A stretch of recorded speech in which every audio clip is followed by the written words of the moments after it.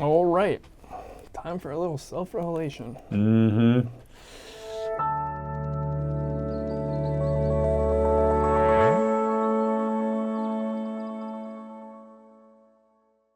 Hey, I'm Father Mark Mary.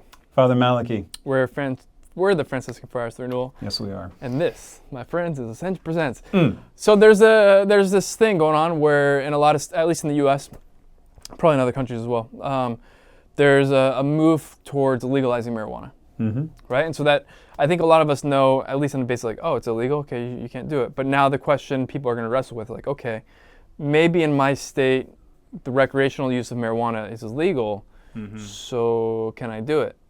And Father Malky, what's the answer? What should we do?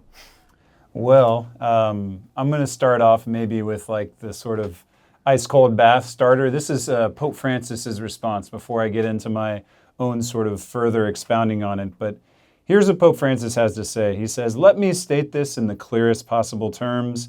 The problem of drug use is not solved with drugs. Attempts to legalize so-called recreational drugs are not only highly questionable from a legislative standpoint, but they fail to produce the desired effects. Here, I would affirm what I've stated on another occasion, no to every type of drug use. It's as simple as that." End quote. So, before trying to like hold you in suspense, what the answer might be to this question, I'll let Pope Francis, kind of like throw it at you. All right, we're not gonna beat around the bush. But the question then is, if the answer is no, then why? I mean, because obviously, like you mentioned, right, from the legal standpoint, it's not an issue. And there's a lot of people advocating for it. And just to sort of also sidestep the arguments connected with therapeutic use, so medicinal marijuana, I'm not going to touch that today. There's other people out there who've done some great videos on it. Look them up on YouTube. Fantastic. So what we're talking about is recreational use, which is a totally different ball game altogether. And why is it different? Because when I'm saying recreation, what do I do for recreation? I do things that are fun. The point of recreation is to have fun, to be entertained, to relax, to let loose, whatever that might be, right? So in other words, the goal, the purpose of this use of marijuana is to do just that, to have fun. And why do people want to smoke weed? Well, you get high. I mean, they're not doing it because, like, oh, I really love the smell of the smoke, or, I really love coughing, it's like, no, like they're doing it because there's THC in there, I want to get high.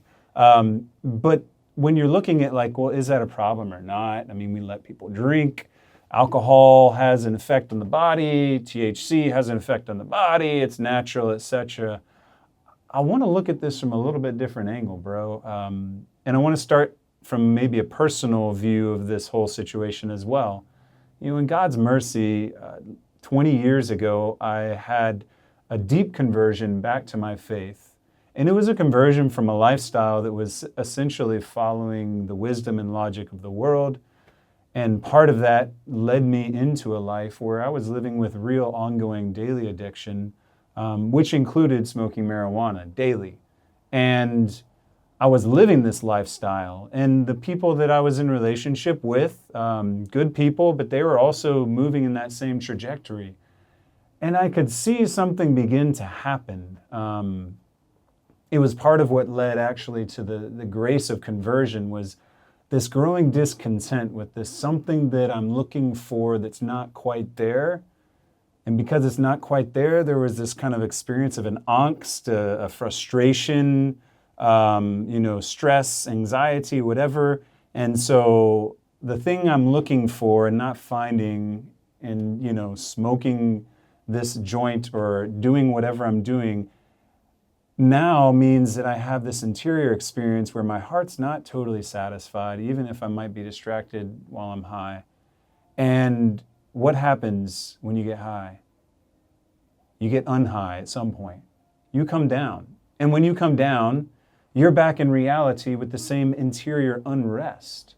The thing I'm looking for, the thing that I had hoped for, the thing that was promised, is never fully delivered. And so what do I need to do? I need to get high again. And this cycle develops. And what begins to happen? What's the interior movement of the heart? The interior movement of the heart is this: I encounter difficulty, I encounter discomfort, I have something happening, and therefore I need this to be able to cope with or escape from or somehow seek the answer to what my heart is desiring in this chemical substance that's altering my brain and my perception of reality. And it does all kinds of things that we could talk about. I mean, just a few that I've seen firsthand in people's lives that I was walking with during that time and continued on that same road. Is it a gateway drug? Yeah, like everybody that I know. In fact, I don't have a single friend who started off with that didn't end up doing something harder. Is it something that has connections with, mental health? Yeah, I actually know somebody personally who, through this constant use of this, ended up suffering with mental illness. Also, they say, well, it affects all kinds of things when you're growing up and you're younger, and it's like, your height. It's like I know somebody who you look at his brothers who did not smoke weed when they were teens, and they're all like 3 to 4 inches taller than my buddy. I'm like, it affects us. It has an impact. It's not some innocuous, just kind of feels good type of a deal. There's real consequences. But those natural consequences are just the superficial, surface level dimension of what's going on here. And this is what I'd really like to get at is everybody's asking the question, is this moral? Is this sinful? Is this wrong? But is anybody asking the question, is this helping me grow in my relationship with Jesus Christ? Is this helping me grow in virtue? Is this helping me mature? Is it helping me to grow in the understanding of who I really am before the Lord? Or are all those questions that He desires to answer for me being co-opted by the fact that I'm walking around in a cloud?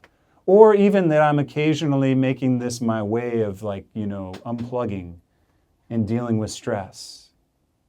Because here's the deal, is like, if I have the peace of Christ in my heart, the peace the world cannot give, why am I looking for that peace in a pipe? It's like, if I know who I am before God the Father and I'm living in the freedom of the children of God, why do I need a brownie or a bong to give me the freedom to be who I really am? Which some people will say, I can only really be myself. It's like, that means you're really not free. If I can only be myself in an altered conscience, I am not free. And we were made for freedom. And so when we're asking the question, can I do this, can I not? It's not so much like, is this, is it legal, is it illegal? It's like, how is this drawing you deeper into the truth of who you are in Jesus Christ? That's the question. Because the fullness of life that you're looking for, that I'm looking for, is not going to be found anywhere else. And all the other good things that do come in life, the natural ways that He reveals His presence, they're not waiting for you, in, a van that's like made out of marijuana driving across the border with Cheech and Chong. It's like they're waiting for you in reality. God is waiting for us in reality. Life is waiting for us in reality. And when I smoke weed and I get high, I step out of reality. I disconnect myself from what is truly before me. I put a shield, I put a smoke screen, literally, between me and the world that God has gifted me with. And it might be a world that has hard things in it, that are difficult, that are maybe painful. And yet Jesus is saying, hey, I want to be everything. I want to be your strength. I want to be your refuge. I want to be your hiding place.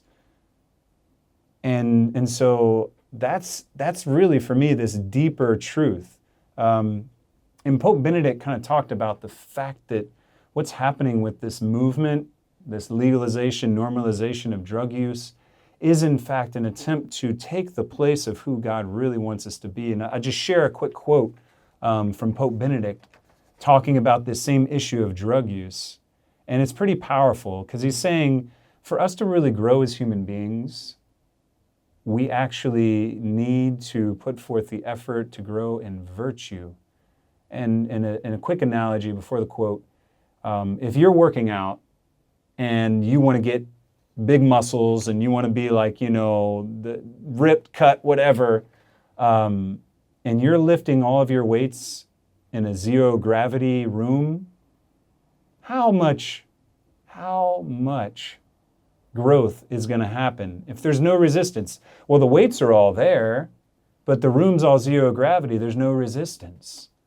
There's no effort, which means there's no growth.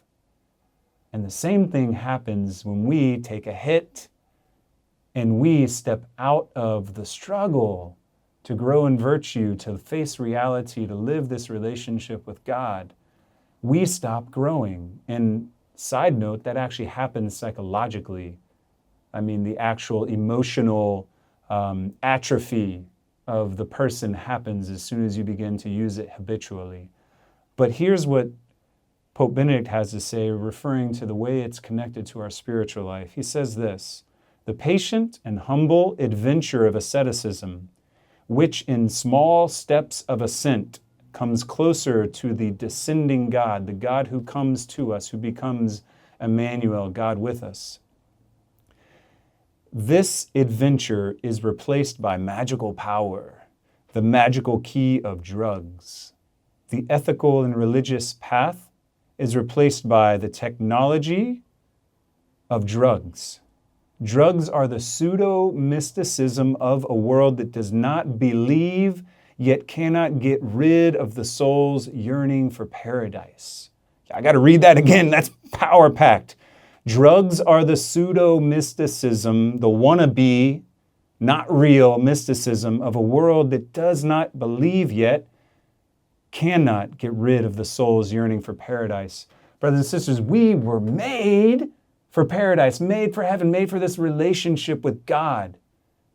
And you could try and find a temporary fix, a momentary release in flying to a state where you can get marijuana legally and smoke it, or you could step into the reality of God's presence for you right now, wherever you are watching this video. Heaven, paradise, it's waiting for you in reality, not in a cloud of smoke. Brothers and sisters, don't let yourselves settle for something less than what your heart really is made for.